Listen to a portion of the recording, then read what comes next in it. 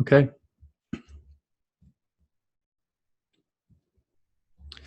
I'm here with Kathleen Prasad. She's the founder of Animal Reiki Source and is internationally known for pioneering work in the field of Animal Reiki.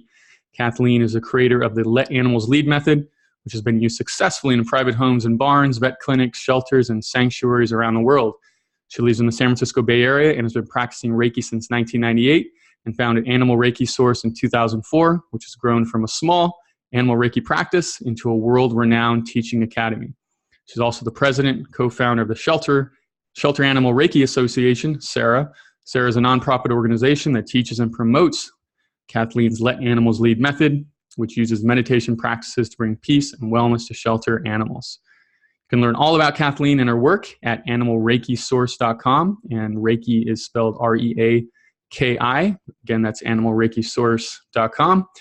Right now, you can go to her website and sign up for her weekly newsletter, which comes with an awesome infographic that she also sent me.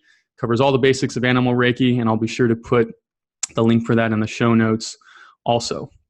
Before I introduce Kathleen, which I'm really excited about this episode, we have a quick word from our sponsor, which is my brand, Sunny's Goldens, which is a first and only line of supplements specially designed for golden retrievers and named in honor of my golden retriever, Sunny. You can learn all about my story. Fortunately, I lost Sunny before I was ready to say goodbye and wanted to ensure that golden retriever lovers like me everywhere had all the tools at their disposal to cover all the bases for golden retriever health. So you can learn about that at sunnysgoldens.com. So Kathleen, so excited to welcome you to the show. And you propose to do a quick meditation to get us into the right state of mind. And I'm really excited to get into that here with me and our audience. So welcome. Thank you. Thanks so much for having me. Yeah, I thought it'd be a great way to begin. Animal Reiki is meditating with your animals for healing. So I thought, well, why don't we, do a little practice together? And so if you're watching and your animals are in the room with you, your dogs are sitting next to you, then that's perfect. If they're in the next room, they may come in and join you. Animals love meditation. Actually, they love when we get ourselves in a balanced, peaceful space. So this is a practice that I recommend that you do with your animals daily, especially if they're not feeling well. It's also a practice that you can do for yourself anytime, like if you're at work or you're, you feel stressed. It's a great practice to do anytime. Okay, so this is actually called the Joshin Kokyoho breath. It is a Japanese technique that we learn in the very first class that you would take in Reiki. And for me, it's a foundational practice, but also I keep using it. I've been doing Reiki for 21 years. This is still my favorite practice. So we'll start by you can rest your hands on your lap, palms up or palms down, whatever's comfortable. And then take a minute, just close your eyes for a minute. And I want you to bring your awareness to your breath. So just feeling the breath as you inhale and exhale, you can feel where it touches your nose and how it fills your lungs.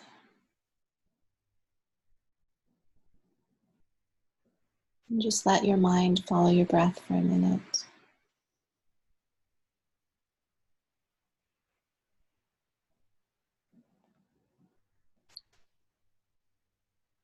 And then I'd like you to bring your mind to your lower belly. So bring your focus below your belly button. There's an energy center in the center of your physical body. It's called your hara.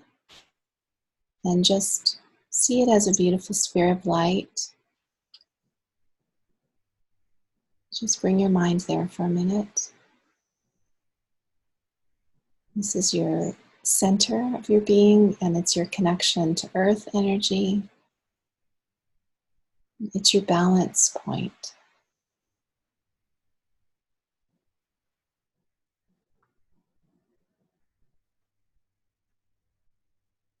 And now we're going to do this Joshin Kokyoho breathing. And so for this breath, you're going to visualize your breath as you breathe as a beautiful, pure, and clear light And as you inhale, it comes in through your nose and the crown of your head, and it fills your body all the way down to the hara at your lower belly. And as you exhale, you can imagine that this beautiful, pure and clear light can expand out of every pore of your skin like a beautiful, gentle mist into the aura and into the area around you and gently into the universe. So breathing in, filling your body with this beautiful healing light, connecting with the hara to your lower belly, and breathing out, expanding this light out of your physical being. Breathing in, connecting. Breathing out, expanding. And breathing in and breathing out. Focusing your mind on that light.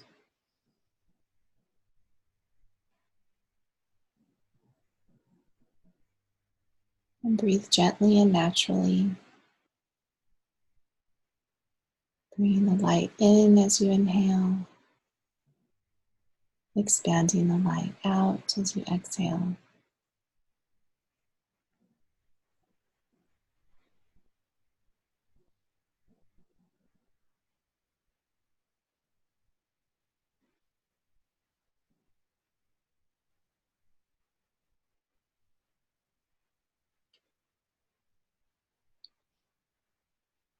And imagine as you breathe that your edges, the edges of your physical being can kind of soften into the light. So it's as if you become the light.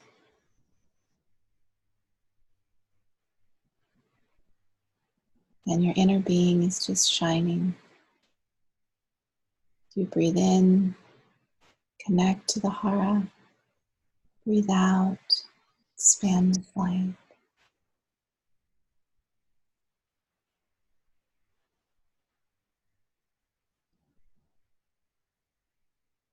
And then relax your breath for a moment and just feel yourself sitting in this beautiful space of pure and clear light. It's a space filled with peacefulness and pure compassion, perfect balance, infinite healing potential. This is a space of your highest and best self.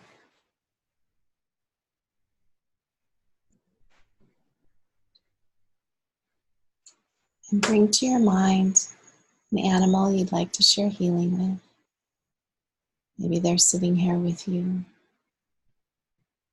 Just bring them to your mind and heart. Feel your connection.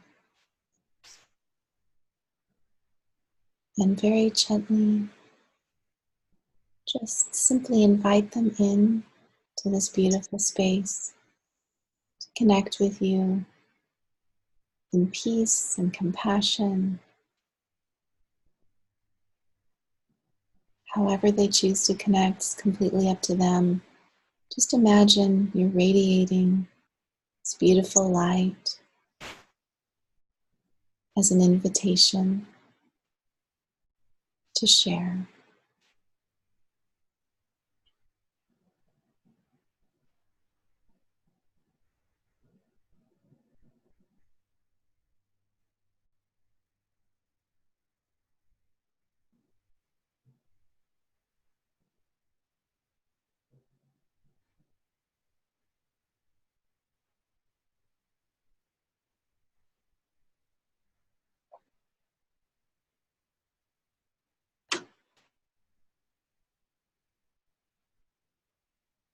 And to help focus your mind, you can use that breath, breathing in, connecting to the hara, breathing out, expanding. Anytime your mind wanders, you can begin again by bringing it back to the breath,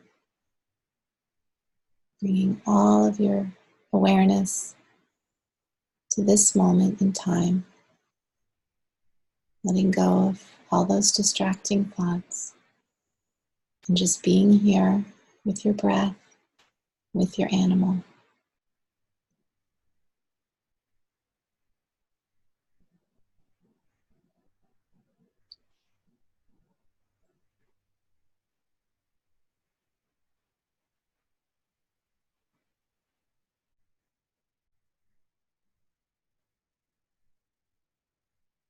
Now take a moment to just thank your animal for all that they bring to your life, for connecting with you in this moment.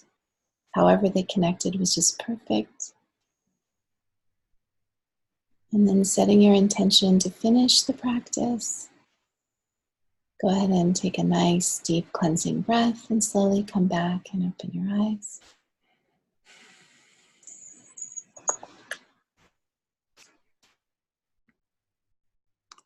Excellent. All right, here we are.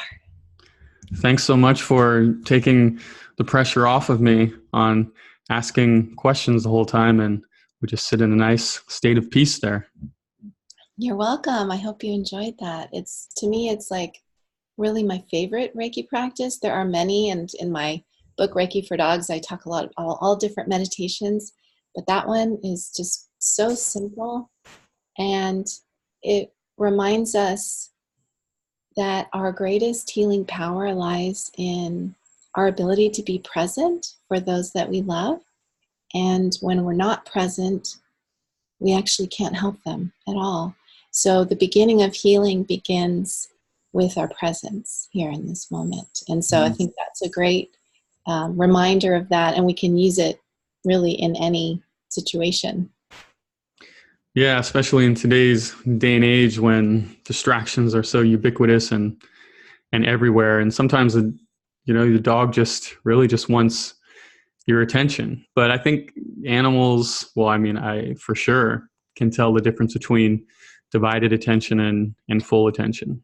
So Absolutely. I mean, actually, I work with some exotic animals, some big cats and tigers and other big cats in Florida at the Care Foundation. I travel there every February and teach a Reiki class there.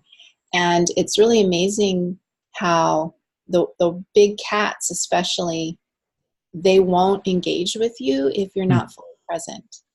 And as soon as your attention, like your mind starts wandering or you look at something, they're just like, bye. And they just walk off. And then you're like, wait, come back. I was just sitting with you. It was so lovely. And then you have to get yourself back in the space. And when you're quiet and present, then they come back up and look at you. And they're like, okay, now I'll be with you. So it's really interesting to see, especially I think the wild ones. I think our domesticated companions have learned to deal with all of our various issues that we have. right. But the wild animals are kind of like, forget it. If you're not in that space, forget it. They're a little more, the domesticated ones are a little more adapted to our neuroses. Exactly. Yes. Yeah. I guess I would think that, your method is called let animals lead. And I would think that would especially be the case with cats, because you can't ask a cat to do anything. And yeah, even more so with those, big prey felines. So absolutely. And also with those animals really, who are so sensitive, they really informed sort of the evolution of my method, but also shelter animals. I started working almost immediately when I learned Reiki. I was volunteering walking dogs at a local shelter near the San Francisco airport. And I asked them, can I practice Reiki as well? And they said, sure, after you walk the dogs, if you want to do Reiki. We don't really know what that is, but I don't think it can hurt. So I started practicing, and when you work with shelter dogs, you see a lot of trauma, a lot of dogs that have been abused or neglected, and they have very little trust for people. Plus, they're in an unfamiliar environment, and there's a lot of noise with the other dogs barking and things. So there's a lot of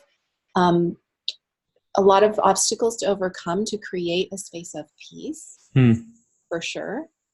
And those animals also taught me you can't push anything on them, because, they'll get very frightened, with very little. We don't have to do much to frighten them, but we can do a lot to rebuild the trust if we're in the right space. And so those animals too just taught me so much. But in the end, I thought to myself, well, just because, my dog at home is really tame and forgiving and he does whatever I want because he's so sweet and everything most of the time, but why wouldn't I want to afford him the same respect as I would a dog that I don't know? And I think that's really a big piece of my teaching is, when we meditate with animals, what we're really doing is learning how to let go and kind of trust that connection and the power of being.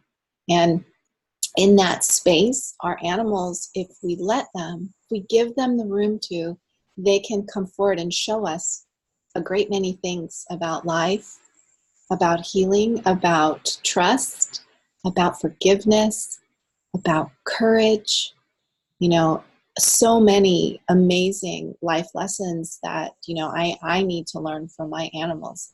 But I have to first be in a space where I'm listening and receptive. Mm-hmm. And for me, that's what Animal Reiki is about. It's a spiritual practice for myself that helps me be able to share a healing space with my animals. Because like we were saying before, if I'm not present and I'm all distracted, or, here's the usual humans, okay? We're totally pissed off about what happened yesterday. It's like, oh my God, I can't believe, so we're like obsessing about yesterday. And then at the same time, because we can think about 5 million things at once. At the same time that we're pissed about yesterday, we're really worried about tomorrow, because what will happen? I don't know. So we're in this space of yesterday and tomorrow, and we're everywhere except where? Here. We missed it. And all we have ultimately is now. And we, for some reason, can't seem to find that space. And but animals, I think, they understand the now, because that's really all they have. And I think that when we join them in that space, they can teach us a lot about it. And even animals who've been traumatized and abused and do need help, Mm-hmm. A lot of times they release all of that trauma so much more easily than humans do, because they just have a very pure way of being in the world, which is really lovely. I mean, that's why we love our animals, right? They look at you and they have that unconditional love. What's that quote? Be the person your dog thinks you are. Have you seen that? That's Right? a good one.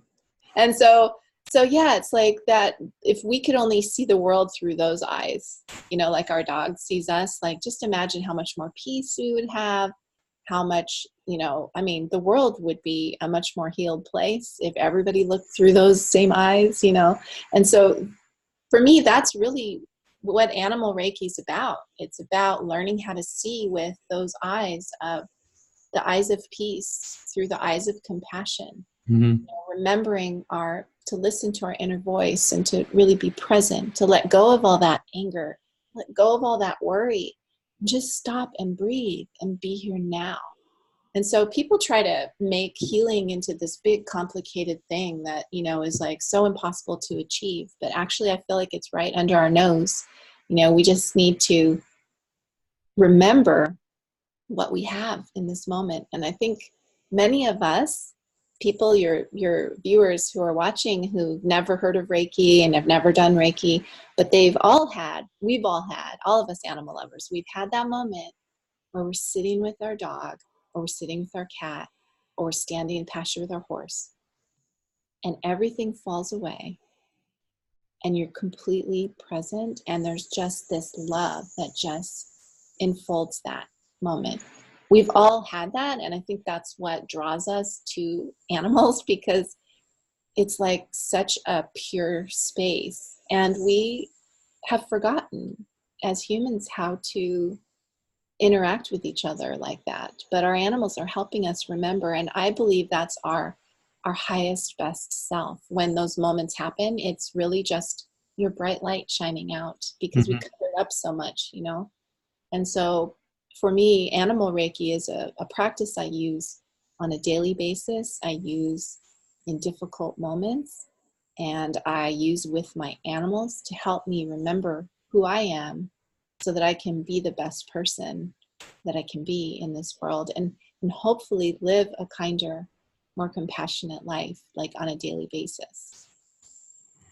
Wow. Well, I think a lot of people can relate to a lot of things you said there, and you probably took a lot of listeners back to some of those special moments. Certainly for me, I remember, being a kid, and uh, our house was kind of up on a bluff, and it overlooked Santa Clara Valley, and Sonny would just love to sit there, and I'd sit there right next to him, and he'd sniff, the sense of the valley, and I'd sit there right with my arm around him. So that was where you took me. That was the moment you took me to. So thank you.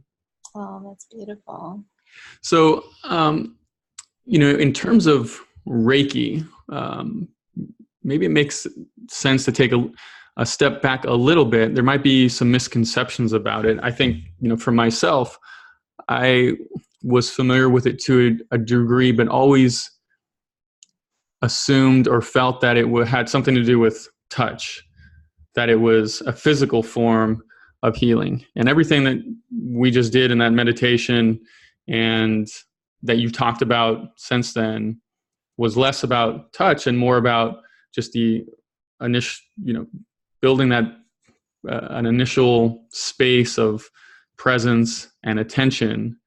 So can you share a little bit, two things? Number one, what Reiki is, what Animal Reiki is, and your journey to it, how it came to you and how this became your life's path.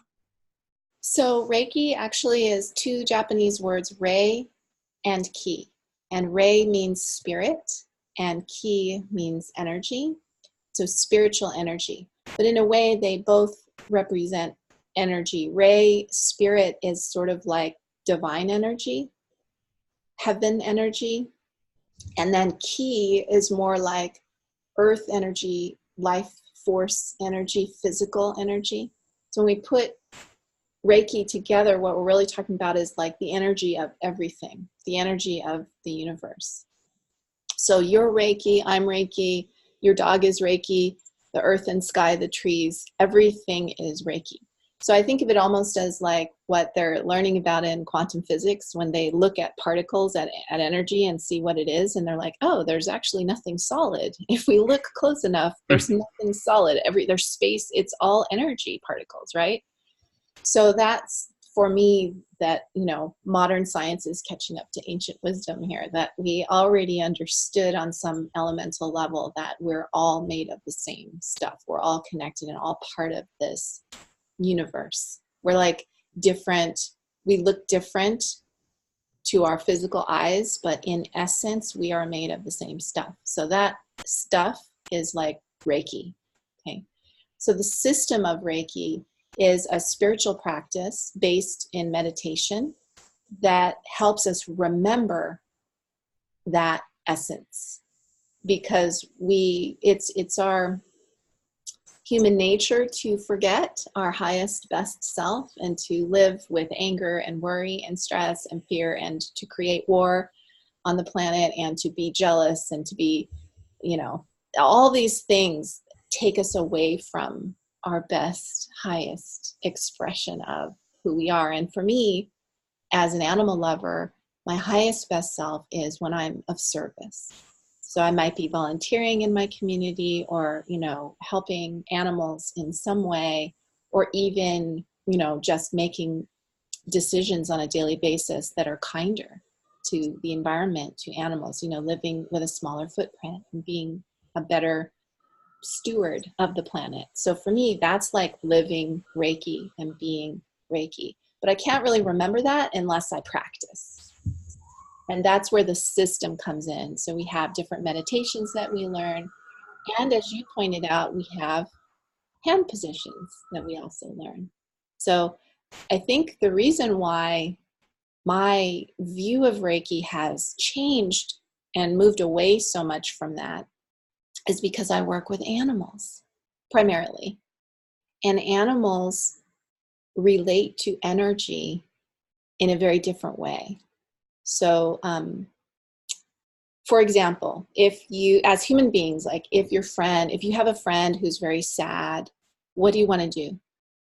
You just want to hug them. You want to put your hand on their shoulder. You know, I'll take you back to when you're a child, right? You're running and you trip and you skin your knee. What do? Put your hands on your knee, right? So the way that we relate to healing, to comfort, to compassion, to energy is very physical. We're super touch oriented. So Reiki, as I learned it, when I learned it, it's about touch. But the animals taught me that touch is such a very surface layer of compassion. It's only the very beginning of compassion. And because many animals that I work with over the years that are rescued don't associate hands with good, they associate hands with violence and terror. So I had to very early let go of my hands and find another way to express and to hold that space. Interesting. And so I still, when I work with people, if I was with you now and you wanted a Reiki treatment, I'd sit you down in a chair and I would do hand positions on your head, on your shoulders, on your heart, and you would be able to probably connect more easily, maybe, than through a meditation. Although a lot of people love meditation too. So, some people, respond. It really depends. But animals on the whole, by the time they let you touch them, they've already created that connection energetically, created that trust. And so it's like a whole different thing.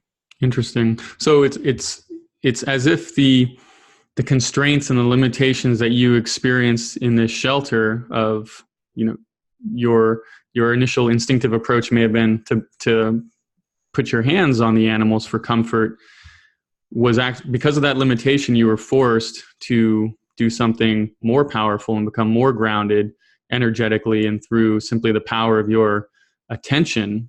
And that seemed to awaken to you this almost, it spawned a new practice, which you term Animal Reiki, or let animals lead. So do I understand that kind of right? That's exactly it. When I was learning Reiki, I initially learned Reiki for myself, for my own. I suffered from, I'm an empath and highly sensitive person. And I suffered from panic attacks and anxiety disorders since I was about 4. And so I just thought, and I'm from like many generations of anxious people.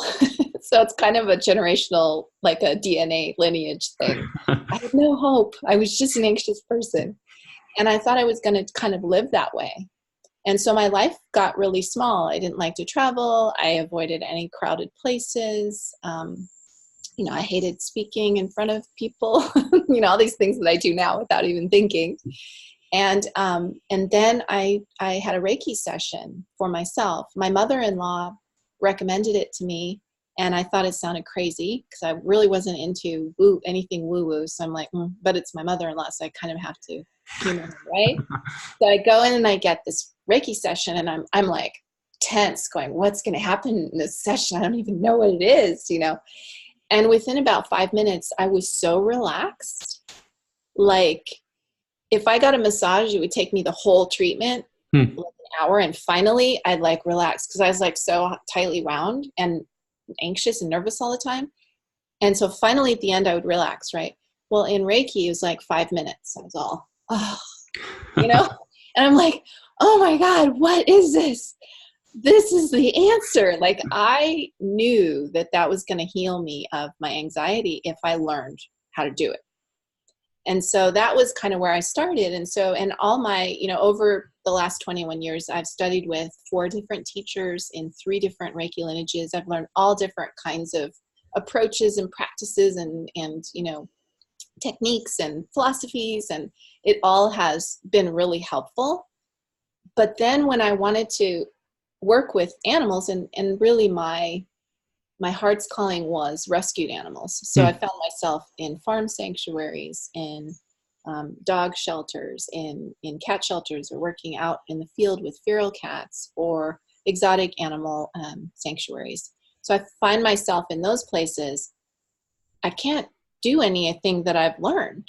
Like, none of that protocol is really going to work with an animal. It's going to scare them. It might re-traumatize them, which would be the last thing I would want to do. And so I had to really go back to just the meditation part that I learned, and let go of like the hands-based protocol, which works so well for people. And like when I get a Reiki treatment, I love that myself. So I had, and I wasn't really sure what to do. And then I kind of realized over time, well, if I always let the animals decide, then I'll never make a mistake. I'll never scare them or traumatize them. I just have to let them lead the process. So I have to be in a state of observation, listening, like really sensitive to what they're showing me with their body language. I have to be really open. I have to be careful about my thoughts, because animals read our thoughts as well. So I can't be like focusing on what's wrong with them, because that can also make a traumatized animal like, oh my God, she's thinking about my broken leg, or she's thinking about the place that I came from. Really, something as subtle as that can make an animal get scared and walk away. So I had to really let animals show me. And eventually I realized they were showing me, just let go. Stop worrying. Stop being so angry about where I came from. That's gone. I'm here now with you. Just be here with me, And when I would truly let go, they would come forward. Horses would come and put their nose into my chest and just breathe, A tiger would stop pacing and come and lay down and roll on his back and put his feet in the air and go to sleep. I would be sitting in a shelter with 25 dogs down the kennels, barking, everything. They all quiet down, lay down, go to sleep. You can hear a pin drop, all these things. And so I'm like, all I have to do is just be present here with an open heart and just let go of my human mind and just be with them. But that's so easy. But then I'm like, but wait, but that's it. The animals were like showing me, that's really it, Kathleen. That's not just when you're with us for this hour at the shelter. That's like your life. Like, take this lesson home and remember it. Wow. So that's what they taught you. They've taught me way more than I've ever brought to them through any kind of Reiki practice. And I mean, that's kind of a big central teaching too in the Let Animals Lead method, is that, animals are our teachers, but we have to be receptive to that. So even a butterfly, has so much to teach us about transformation and, strength through gentleness and fragility. And, all of this we can see if we open our eyes and open our hearts. Then we have the opportunity to see, because I believe animals are always teaching us. They're always bringing, like if we think back to our childhood and our dog that sat next to us through all those hard times and listened and was there for us, they were teaching us about how to be a good friend, for our human people, right? We got to just sit and listen and just be there, right? That's just, so there's so many times that our animals teach us and we don't even see it. And so that's also the power of meditation, is that it opens your eyes to these subtle connections and the subtle things that are happening under the surface, that if we're just blowing through life, multitasking, we're on our device, we're talking to somebody, we're always doing 100 things, plus we're worried about tomorrow and we're angry about yesterday, all this stuff, we miss it. We miss it all. So for me, that's really the key to be able to connect with animals, to be able to connect with ourselves, is meditation. Can you take us back to, at the animal shelter, what was that process like? How long did it take before you realized, oh, this is all I need to do? I mean, how long were you trying the hands-on method before you just kind of said, Years, really? years, because I was afraid. My hands were my anchor to my world, and it's the way I related to animals, since I was little. And I think that's how it is for all of us, that touch aspect with our animals is so important. So, in the beginning, there were some animals that tolerated or even were happy to have that touch. And there were other animals that didn't like it or would be scared. And so in the beginning, I just would say, oh, well, they don't want Reiki. Like if an animal didn't want touch, they didn't want Reiki. But over time, I wondered about that because for me, Reiki is peace and compassion in the world, in this moment, like perfect peace. So if you were a traumatized animal, why wouldn't you want that? So it didn't make sense. So I thought to myself, well, if it's not the Reiki that they don't like, what is it? And that took me a really long time to figure out. So I gradually figured out my hands, and I would just put my hands on my lap, and then the animals would get more relaxed and come forward. But then I had experiences where I wouldn't be touching them, but my mind would move to a space where I'd start, like maybe I had read their chart on their, history on their little kennel before I went in. They were found and they were tied up on a chain in a backyard for years, and they were starved, and finally the neighbors called and they were confiscated, and they've never been in a house or had in one moment of kindness from a human. So you read all this huge history, and then you walk in and your mind is just going, right?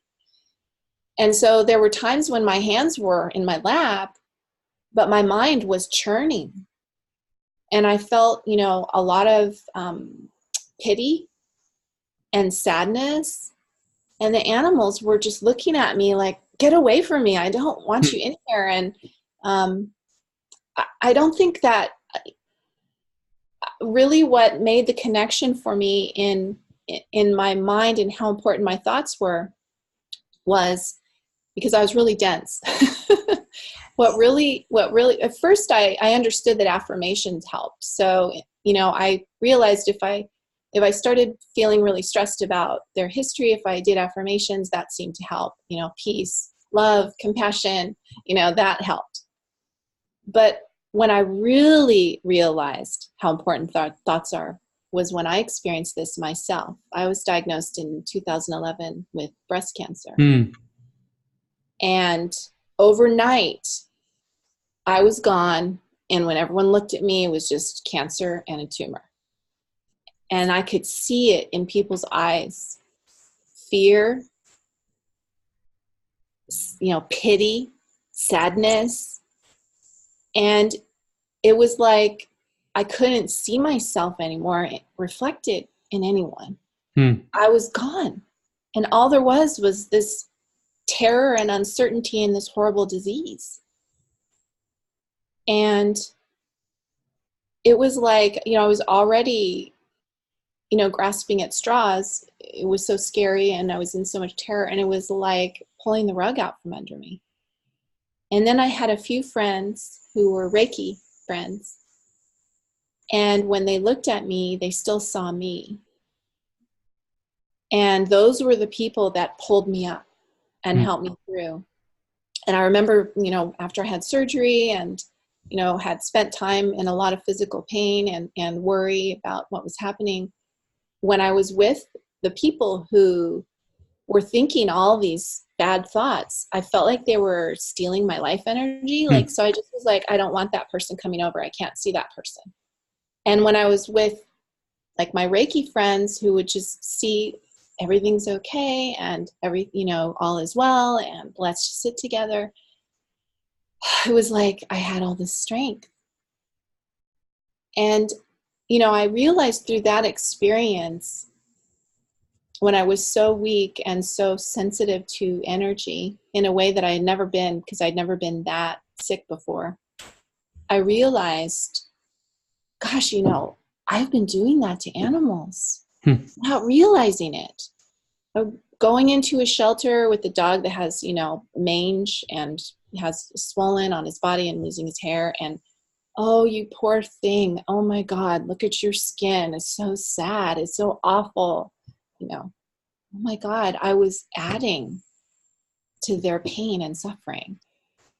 And I vowed to myself, I will never do that to any animal ever again. So when I emerged, and now I'm 5 years cancer-free, I'm healed, I have the clean bill of health. So when I emerged from this journey, I had a completely different view, because one of the ways that I got through my cancer experience was, I don't know if I'm going to get better, but I have to find peace in this moment regardless. And I realized that peace can be found even in a bad situation. We can find that peace, and we can see the light in the animal. We can see their perfect spirit. Like me, when I was sick, I was still that light that is me. That never changed. And so we have to dig deep. We have to look deeper than what's wrong with our animals and see that beautiful light in every moment with them. And that will be an anchor that they can hold on to, and that can help them to have strength to get better. And, so I think, that is a gift that my healing journey, as difficult as it was, has brought me, is that understanding. And I don't know that I would have really gotten it had I not experienced it firsthand. Wow. Wow, very powerful.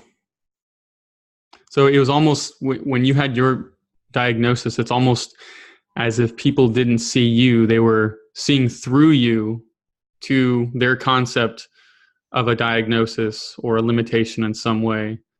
And because of your experience being on the receiving end of that, you realized that you had been doing the same to many of these animals, and that transformed your practice and took it to another level, it sounds like.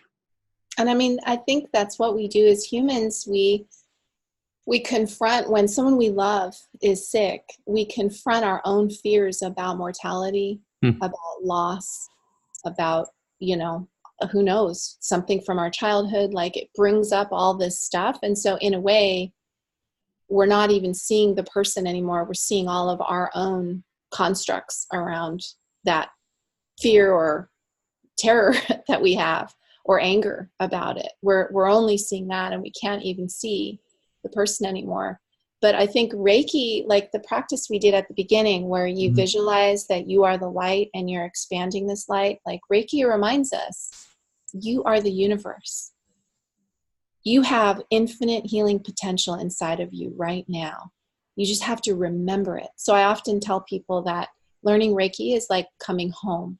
You come home to your true self, to your beautiful essence. And if we can remember that in ourselves, we can more easily see it in the animals. And I think, having to remember, I'm the light, all is well, everything's okay. When I was going through surgery and recovery and radiation and all these things, that helped me to see, I can see it in myself, even when I'm sick, even when my future's uncertain. I can see the light, I can find that peace. So now I know, if I'm sitting with an animal who's come from a traumatic situation, or even if maybe they're transitioning, maybe they're dying, but I can see deeper than that, and I can see that beautiful light, that all is well in this journey, and I'm here with you in this moment, whatever it looks like. I'm not trying to run away from the moment. I'm not angry at the moment. I'm not, worried about what's going to happen in the next moment. I'm just here. And when we can do that, it's like, it's such an affirming, powerful healing that we offer to another being. Mm-hmm. How do pet parents come and work with you? Is it in person? at your office, your practice? Is it virtual? How does all that work?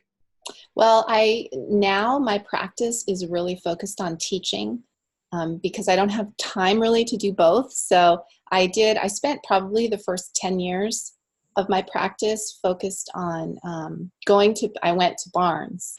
I stood in pastures and in barns with people's horses, and I went to people's homes to work with their cats and dogs, and also always volunteering in shelters.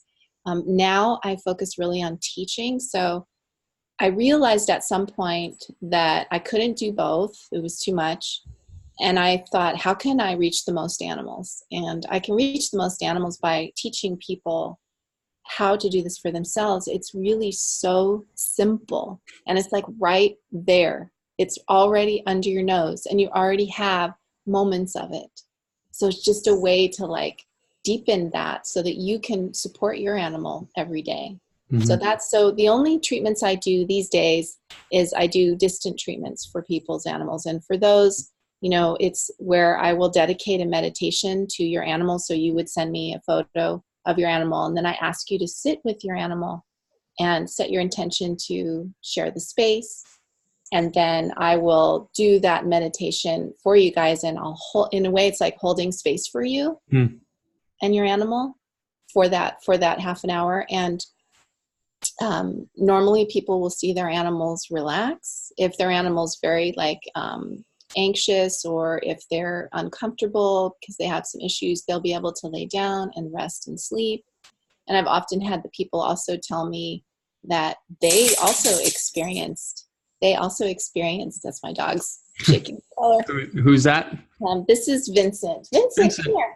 Come say hello. Vincent, let's get on the camera. Hey, buddy. Hi, friend. He says, Mom, time to go do something fun. Come on.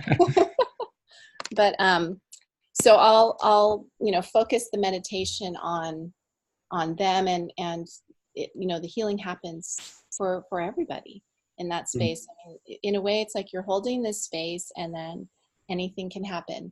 And I never know what will happen, but I always know that to embrace someone who's suffering in a space of unconditional love and peace and light, that always has a positive effect. So those are the only really private treatments that I do now. I also have on Facebook, I have a healing circle, the Animal Reiki Source Healing Circle, and we have over 1,000 members. I think we have over 1,100 members now. And it's a place where you can post healing requests. And I, on my daily practice, I include all the animals in there. And we have tons of Reiki practitioners on there that do the healing for free. And so you can post healing as well. So that's a really great resource for people to get some free healing. What's the name of that again, so that I can put that in the show notes? The Animal Reiki Source Healing Circle on Facebook. Yeah. And for me, it's like, doesn't matter that it's one animal or 10 or 100. The space is infinite. Love is infinite. Compassion is infinite. And so what we really have to do is let go of our mind and realize that possibility, and really hold that space without worry, without fear. And then we can, bring so much to the world. Imagine if all of us were focusing on this on a daily basis, wherever we were in the world.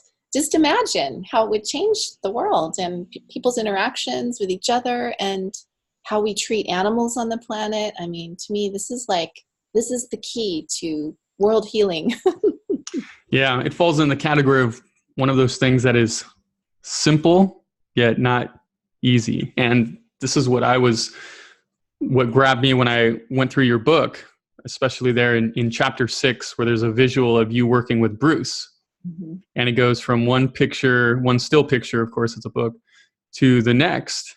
And at first you're just sitting there. I said, oh, this is it? Because as we talked about, I thought it was a physical thing. And you sit there and Bruce kind of does his thing. And just like you say, it's all about an invitation and letting Bruce lead.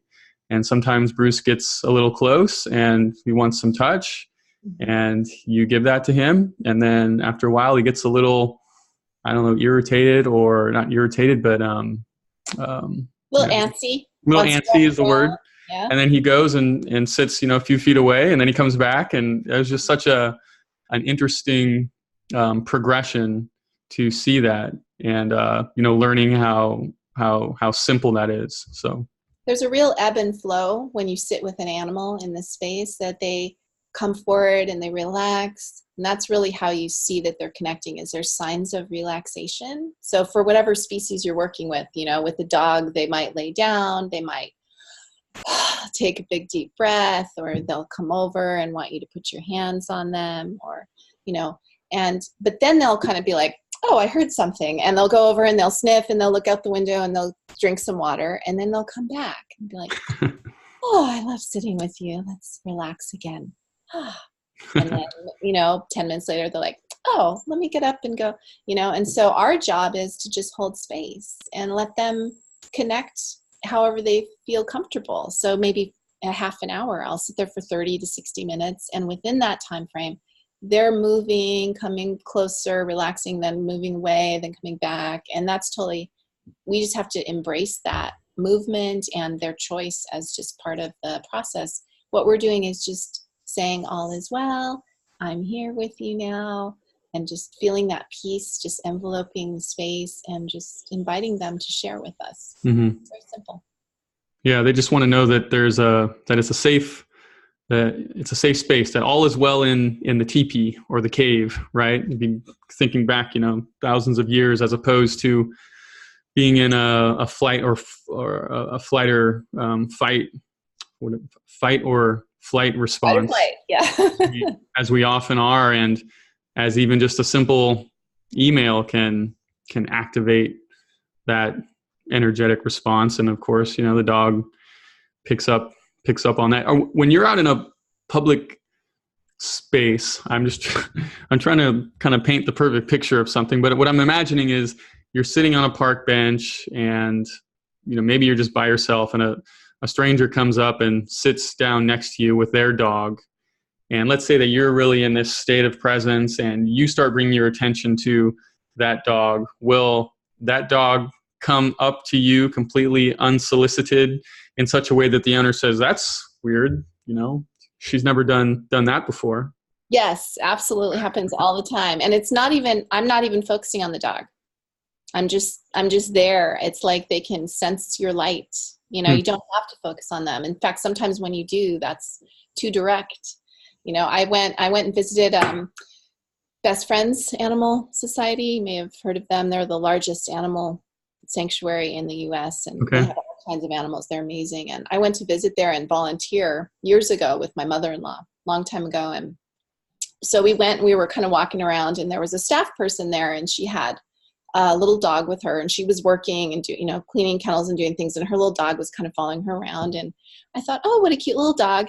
And the dog ran over to me, so I leaned down, and the dog put his little feet on my legs, and he started licking my face. And I'm like, oh, it's so friendly. And I was like, oh, you're so sweet. And I was, cuddling and gave the dog a kiss and everything. And the staff person goes, and she walks over to me and she goes, oh my God, she's afraid of people. And she told me she had been found like on the local Indian reservation, had been shot and left for dead. And they didn't think she'd make it, but then she did. But now she's terrified of strangers. And so she comes with her everywhere because she has separation anxiety. And it was this whole long story. But the dog sensed that piece I'm assuming that's what it was. It's just, because I'm always practicing, I'm always, thinking openness, compassion, letting go of judgment. I'm not saying, oh, you poor dog, this poor thing, this terrible thing happened to you. I'm just kind of being in this space. And animals sense that. It's like I always say, like, if my dog doesn't like you, I don't trust you anymore. I don't know. You seem okay to me, but now that my dog doesn't like you, I know something's wrong with you. I really feel like they understand things about us that, that maybe we hide, or, they get people on a deeper level. And just like you were saying, when you're stressed, your animal picks up on it. Like, stress is very contagious, and it can actually make your animal very anxious and very upset. Well, luckily, peace is also contagious. So when we choose to have that space, we're always deciding what our energy is going to expand and, what that footprint in the world will be. Mm-hmm. So let's choose peace, because then our animals can step into that space and benefit and feel better. And, even if you're in a situation where you're with an angry person, we can ratchet it up and get more angry, or we can just, choose to, offer peace in that moment. And, I believe that can also calm people down, because ultimately we are animals too, on some level, though we've lost a lot of that. But I think this practice of being peace in the world, it can make a difference for animals, certainly, because they're so sensitive, but also for people. Yeah, I think a lot of listeners certainly identify with everything you're saying. I'm one of them. Meditation kind of transformed my life probably 12, 13 years ago after getting out of the military, and really expanded my horizons and changed my mindset. And it's, daily practice for me. But what do the skeptics say, or people that might be listening to this and saying, this is just making me uncomfortable. This is a little bit too woo-woo. My dog is just sitting over there, minding his own business, and he doesn't care if I had a bad day at work. He's just a dog and is going to live his life, and none of my issues are going to be projected onto him or absorbed by him. What do people that might fall in that category, what do they say about this? Well, I would say Reiki's not for everyone. I think one of the things that makes it so important to my life and has helped me so much is because, as I said earlier, I'm an empath and a highly sensitive person. So I spent my life, I would walk into a room, if there was into a restaurant, and if there was an angry person on the other side of the restaurant, I would immediately get a migraine. So really sensitive to, and made sick by other people's energy. And that's what started. I couldn't be in crowded places because it was just overwhelming. It made me physically ill to be around negative, energy. So not everybody, people are lucky. They are, they're immune to that. A lot of people are immune to it. And a lot of dogs are super resilient, and they're kind of like, oh, you're in a bad mood today? Well, you should take care of that. And I'm going to go over to my bed and play with my toy until you're feeling better, and then we can play. So I think, we're all different, and I think that's okay. But I think, if you're working with a really sensitive animal, or you're working in shelters, sanctuaries with traumatized animals, then you're going to have to find a way to reach those animals. I think that for me is, what inspired me was how do I reach those animals that are shut down? How do I get the light to go back on in their eyes? How do I make that first step when you can't just go over there and start petting them or pick them up and hug them? There's some animals you can't do that to. So maybe those people might someday adopt an animal that isn't as resilient, as their dog is, or maybe, you'll have a person in your life or yourself, and you'll go through a very difficult, healing situation of some kind, maybe an illness or, something. And maybe that regular way of being won't work. And so you might need to call upon something else to help you at that moment. And so, it's, I'm just planting seeds today for people to think about, and then and just know that if you find yourself in that situation, you're not powerless. There is something to do, or more importantly, there's a way to be to help you walk through that with more peace and more grace. So that's what I would say. You touched on something there which really resonated with me, which is, number one, that every dog is an individual and come with their own history. And so, there's no one size fits all for any dog, and also for any breed, which is, one of the principles underlying our brand, Sunny's, is taking a very breed specific approach to some of the issues that one breed might have over another, and kind of turning up the volume on certain powerful ingredients in that formula. That's certainly the case with Sunny's. So to what extent do you you see that some breeds are more or less resilient than others when it comes to absorbing or feeling, sensing that human energy? Oh, that's a really interesting question. I don't think anyone's ever asked me that question before. That's what we're thinking. I'm like, oh my God, that's hard. That's a hard one. I don't know. I mean, for me, what has been most successful for me is trying not to make generalizations. And the more that I can approach, like, even though I teach classes all the time and I've been doing this for 21 years, I still try every time I do a session with an animal, I try to be there with a beginner's mind. And I try to let go of any expectations. Like if someone were to say, well, golden retrievers, they're really touch oriented. They're really friendly. They love people. So you should just go over and just put your hands on them. But, what if there's that one that isn't? I don't ever want to, a big piece of the Let Animals Lead method is respect and honoring of every animal and their preference.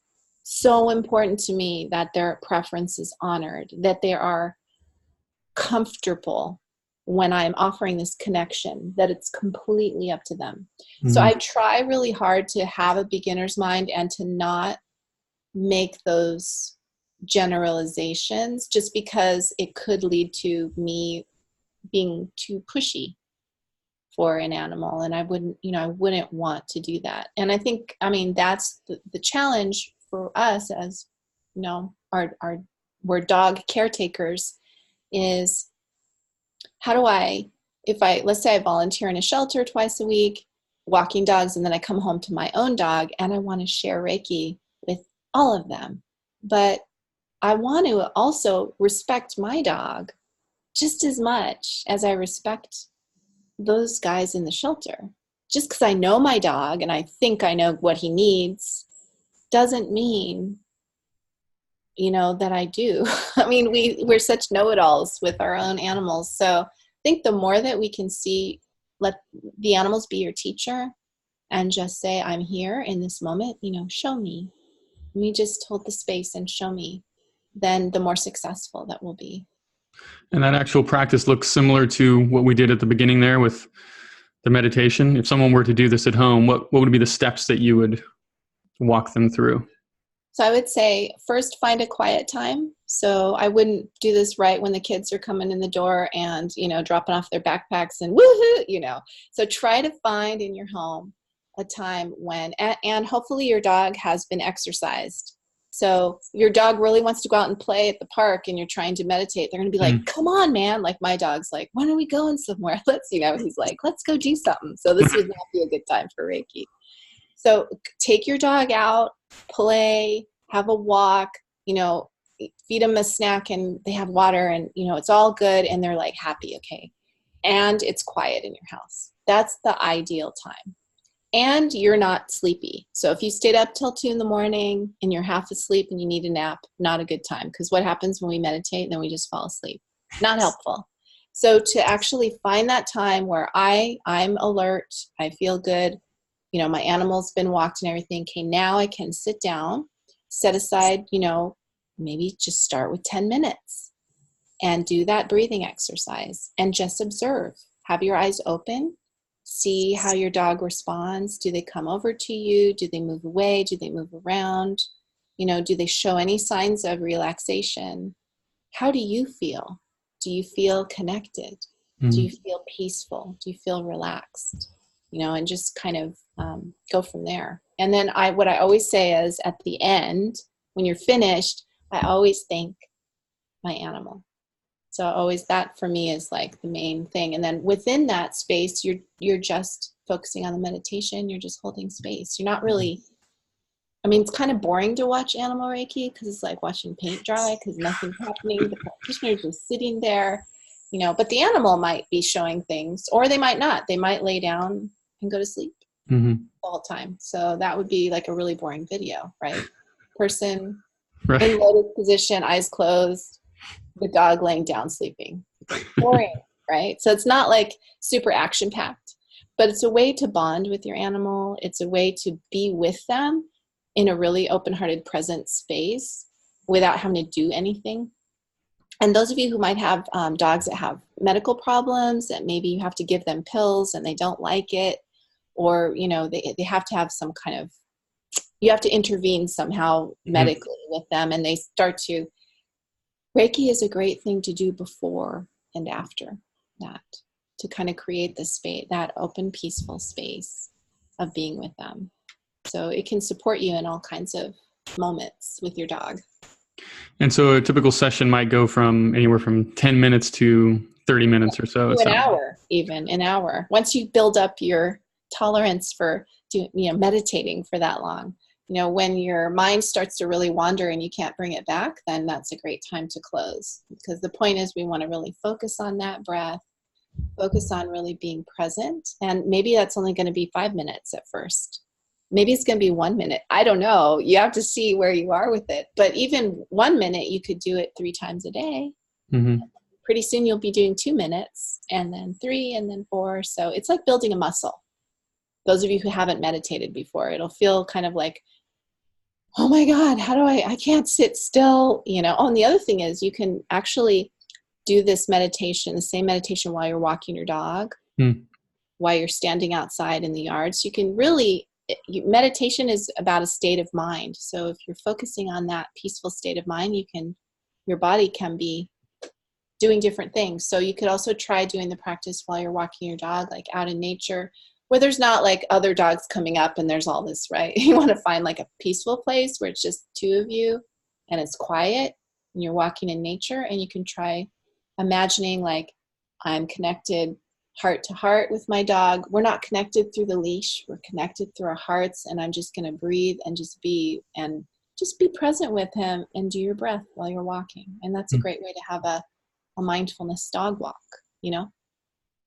Yeah, I see so many people walking their dogs around, and they've got the leash in one hand and the cell phone in the other, and attention is rarely on the dog. And I just feel like I want to go over and play with the dog and hang out. And the dog seems so in need of attention, and just wants it from their owner. So, how has your work impacted Animal Reiki, worldwide or in general? How has the state of Animal Reiki changed since you first started doing this 21 years ago? Completely changed. I'm really proud of that. You know, when I began in the first several years, there was no such thing as Animal Reiki. I wanted to take an Animal Reiki class. I wanted to learn. There was no one. Everyone's doing humans, and then, oh yeah, you can do animals too. So there was no differentiation that there has to be a different approach, so that we don't, get too pushy with animals, so that we respect their preference. There was nothing.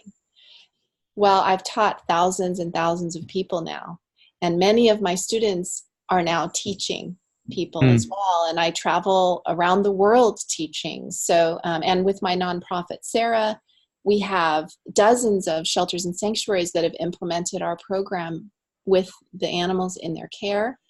And so we've got people all over the world now who are using this method with great success. We have veterinarians, we have vet techs, we have, dog trainers, we have, all kinds of animal care professionals, groomers and dog walkers, and all these kinds of people that are using this method successfully.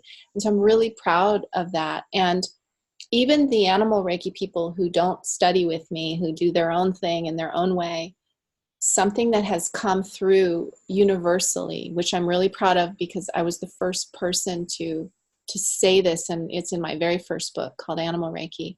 That is, you should always ask permission of the animal and respect their answer. And that was never discussed beforehand when I was first learning.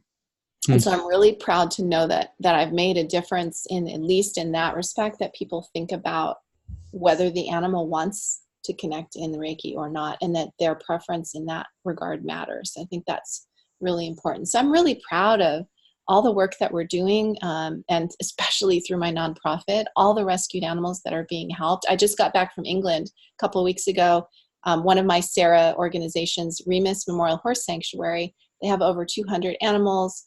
They have about 100 horses, and then they have donkeys and ponies and sheep and goats. So they have one cow. They have all these great animals, and they have seen a huge difference in how their animals heal when they've been rescued and from trauma. And they've even seen a reduction in their vet bills. Wow. After implementing this program. Because when animals are in that peaceful space, they're healing themselves much more efficiently than when they're in a space of stress, you know. So yeah, it's completely different now. I'm so excited about the future for Animal Reiki. I mean, I'm looking forward to the day when it's a normally offered modality at any holistic vet office, that's one of the therapies that you can have, you know, just like you could get acupuncture or you could get chiropractic, and then you could get Reiki. That would be so great. So do people get certified by you? How does the training process work? How does a holistic vet, let's say, who wants to learn your methods, what would that process look like, and what do they come away with? So I do have classes that I teach here locally in Northern California. I just had a level 1 class this past weekend there. I have a level 2 class in October. So there's 3 levels of Reiki. Level 1, beginner training. Level 2 is intermediate training. And level 3 is teacher training. So you can learn with me, and I do teach the level 3 classes in different locations around the United States, also in England. Also, you can learn with one of my students. I have lots of students that teach all over the country, in Canada, in Europe, in Australia, in India. We have, people pretty much everywhere. So you can always contact me and tell me where you are. And if you're not near me, I probably have a student that's near you. And if you are a vet clinic, or if you are an animal shelter, we do offer training at cost, basically cost of materials, to those organizations through SARA.